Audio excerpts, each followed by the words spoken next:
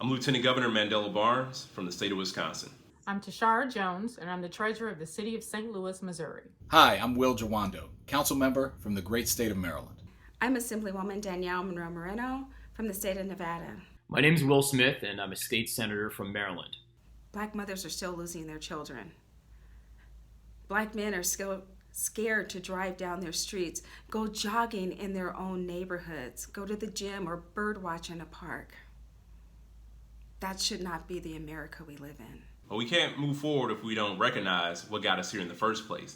That's acknowledging the systemic racism, the systemic injustices that have been allowed to fester and persist for so long. Because racism is the original sin of our country that we've never addressed. For 401 years, for most of that time, Black people and people of color by extension have either been enslaved property or been legally discriminated against by the state. For too long, people have been left behind and have experienced policy violence in addition to police violence. As a former law enforcement officer, there was a joke that people got arrested for walking while being black. But sadly, that's not a joke. We wonder if your country is really living up to those ideals in our founding documents. And the answer to that question is no. So when you look at a range of outcomes, healthcare, Black women 3 times more likely to die in childbirth.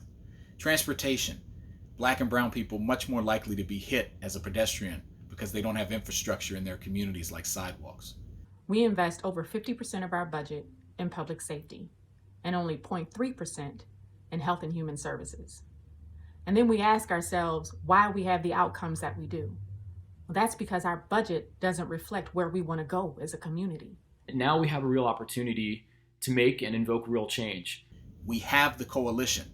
People know it's a problem. They just don't know what to do. You can't just expect Black people to fix racism. You can't expect Black people to fix discrimination or any person of color.